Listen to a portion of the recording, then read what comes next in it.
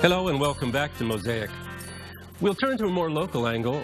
Professor Starr is a Californian. We're Californians. And I'd like to ask you about this. Can I say you're the leading expert on California history?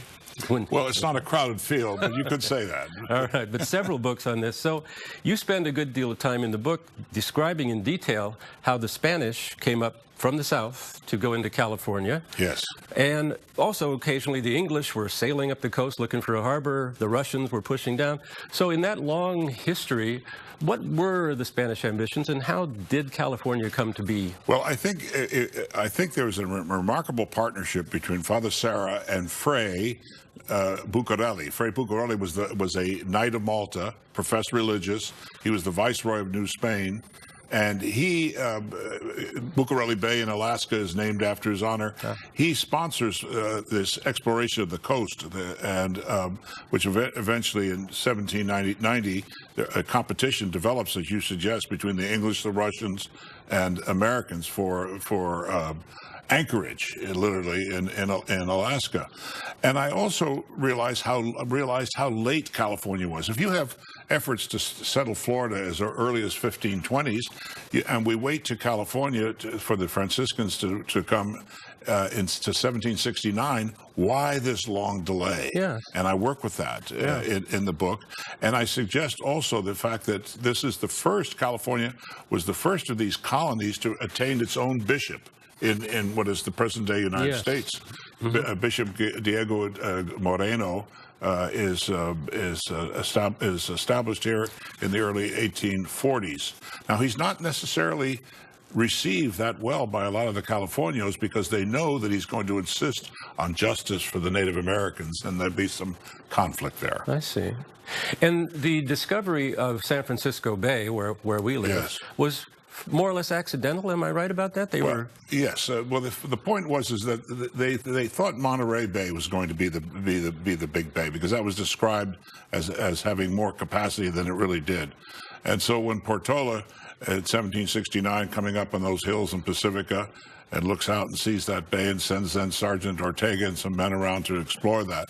It's a moment of power, like the Greek Enophons, when the Greeks see the sea and say, Thalassa, Thalassa, Thalassa. Yes. And I have a beautiful painting in the book by Arthur Matthews, the great San Francisco-based painter, showing that, which was lent to me by the widow of a good friend of mine who owned that painting. And I believe, as you remind us in your book, I think this is correct, that all these people wanted to get to California, not just for California itself, but because it's the gateway to the east. The Spaniards were obsessed by the Pacific. In fact, when they first went into New Mexico, and when Ugarte went into New Mexico, he had rights to have ports on the Pacific, as if the Pacific was going to come down into northern New Mexico. They believed that there might be a river that would flow westward into the sea, the San Bonaventura. They even gave it a name, Santa Bonaventura. They wanted that Pacific connection because from the 1560s onward, from Mexico, they were in contact with the Philippines. Yes, right. The first voyage. Can you imagine the heroic nature of that sailing and that connection, and the one Manila galleon that would come each year across the Japanese current and make landfall in California and then sail down to Mexico. Right. So they had a sense of the unity of the Asia-Pacific basin way ahead of anyone else. Pretty amazing. It's an amazing story. Now, let me ask you this. I can assure all the viewers that the book is wonderful to read. It has 16 or 18 gorgeous colored plates. It has maps. It's a pleasure. There's not a bad sentence in it. Thank you. But what I want to ask you is, who is your audience for this book? What do you hope it can accomplish? And is this the only book? I think you said it's the first portion of a grand narrative. Yes. Well, we'll take up the audience first. I wrote this book for my fellow Catholics. And that's why I was just thrilled to have the book with Ignatius Press, because they're a leading Catholic publisher in San Francisco. In San Francisco.